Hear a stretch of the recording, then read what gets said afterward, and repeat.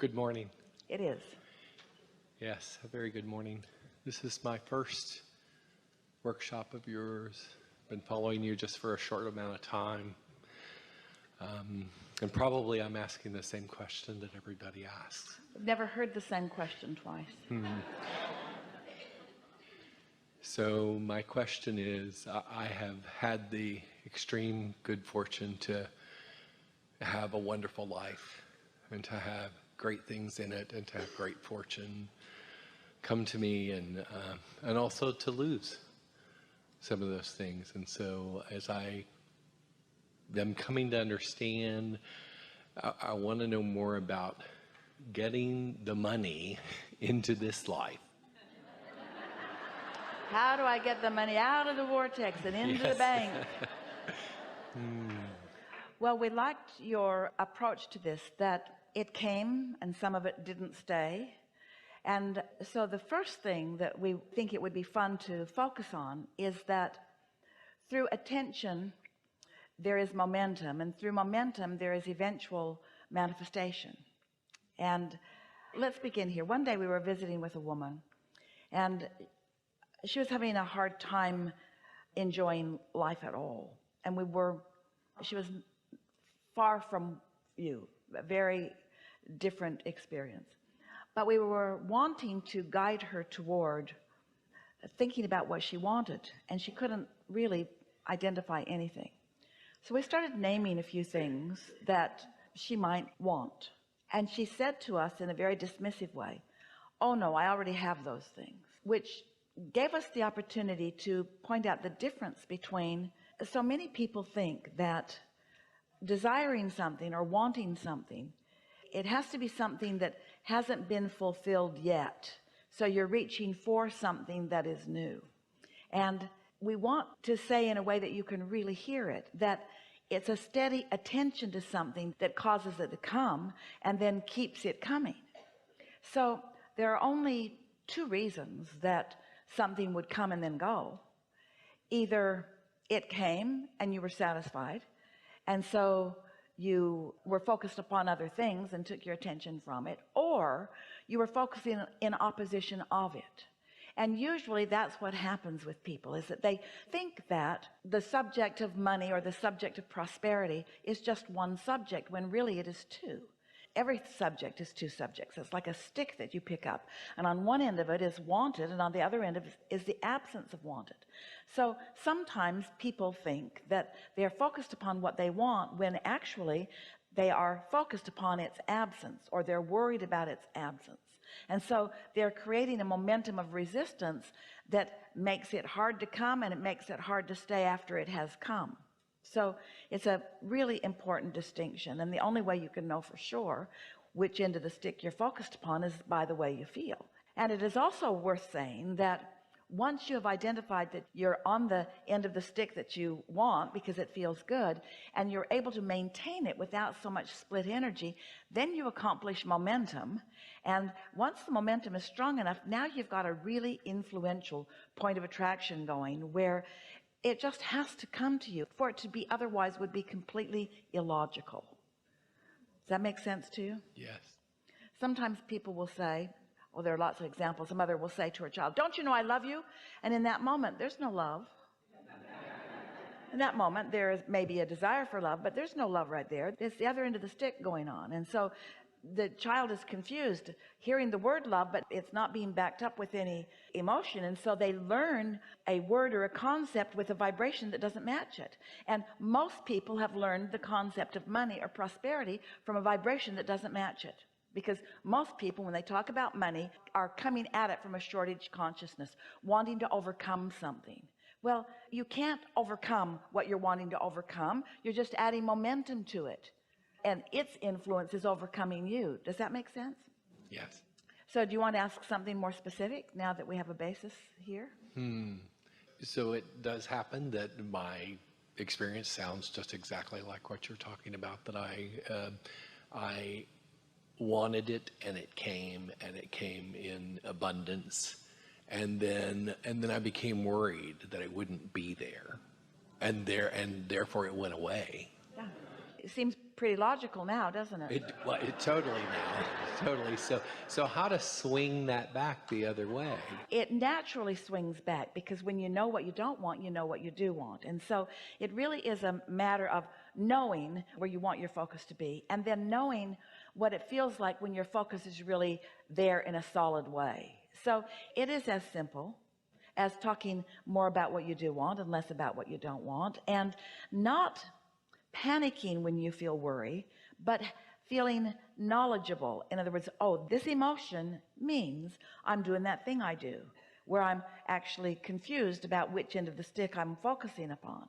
Jerry used to talk about, he was a really good mentor to a lot of people and a sort of financial guidance counselor to people. Esther still gets letters from people that knew Jerry when they were teenagers, who are now really thriving from the principles that he helped them to understand so many years ago.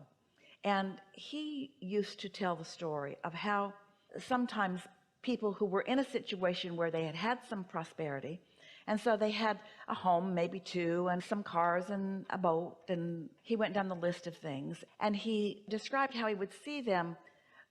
First the boat would go, and then the cable television, and then the things that were less necessary, and then this car. And it bothered him that they almost all seemed like they had to lose all of it before they started bouncing back.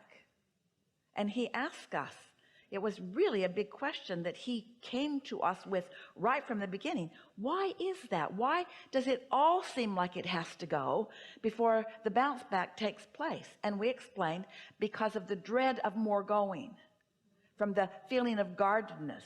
The first thing going made them know it could happen, and then they stood in guardedness about the rest, and guardedness is that attention to what is not wanted. And so there are a lot of things that you could do to try to make it swing back, but we don't recommend any of them, because we know that your natural life causes you to naturally desire, and that when you've experienced contrast, that the desire is born right out of it, and that your vortex has more prosperity now than it ever has. I'm going to tell you another story, because this is the basis of what we're going to say to you next, and then we're going to give you everything we've got on this, which isn't much and doesn't need to be, because it's simple. A man was talking to us one day in his 60s. He had just lost everything, and he was worried, to say the least. Pressed is a better description, and finding a hard time imagining getting it back, because in his description to us, he had spent his whole lifetime getting there, and now it didn't feel to him like he could just start over again. And we said to him, but you're not understanding what your true power is, what your true leverage is, or what your true assets are. You're not understanding that with everything that you lived and everything that you asked for, that you've got a vibrational currency going on, and that this big contrast where you've lost it all has caused a big bounce of desire that is active and vibrationally wanting to influence you back into its fold. It's not about starting over, because you're not starting over vibrationally. And since vibration is the name of this game always, and since the vibration now is bigger and more robust, and you've got more non-physical energy in on it than you ever have before, your probability of financial success is greater now than it has ever been. But you've got to stop looking at where you are, which brings us to the most important part of this conversation that we're having all day here today, that we haven't said yet, that we really want to say, and that is, you know what messes up what you call your future manifestations and what we call your current vibration and readiness to perform for you? You're focusing upon what you think is. Your attention to what is, as it consumes you and influences your vibration to be about what is, prevents you from allowing what really is to come out of the vortex and into your bank. Does that make sense to you? It does. And it's because you're all mixed up on what's real. You think that reality is this furthest most manifestation, and we say, that's old news. That's like gum that the flavor's all been chewed out of. That's not where you want to put your attention. That just doesn't matter. What is doesn't matter. But what's bounced out of what is, now this matters. This is where it all is. This is where the energy that creates worlds is focused. This is where your inner being is focused. This is where all the cooperative components have already been gathered. You just have to figure out how to be one of those cooperative components, which means you got to figure out how to stop worrying, which means you've got to stop letting what you think really is be less important to you by putting your attention somewhere else. So when we say not a good idea to think about that, you say, okay, I won't think about that thing that I'm thinking about. I'm not going to think about that thing that I'm thinking about anymore, because thinking about it isn't good, and I'm not going to think about it, but I'm thinking about it, because you're thinking about that thing that you don't want to think about. So you got to think about something else. And often when you pick up the stick and you want to think about this end, you're thinking about that end, then you need to pick up a different stick, because that stick already has enough influence going on that it's more difficult for you to find your alignment. Now, when you hear this, it's going to make all the difference in the world for you, all of you. Any of you have anything that you want, just stay with us for a little bit, because this is how it is. You've put it all in your vortex through all of these step one moments that you've had, and Source has gathered it all up, and it's gestating, and it's ready in varying degrees to flow into your experience in ways that you can feel it, and ways that you can know it, and then ways that you can sniff it out, and then in ways that you can see it. These are thoughts turning to things, and they are in various stages of that becoming. So when you get it, that these things are becoming, that they are turning to things, and you choose a subject that you are not resistant about, then these steps that we've been talking about start making sense to you, because you did all these step ones, and so you've got all of this stuff brewing and ready for you. You don't have to focus on the precision or the specifics of these things in order to allow them to come about. You just can't focus in opposition. You could have 10 things that matter to you. 9 of them could be going terribly, and 1 of them could be going right.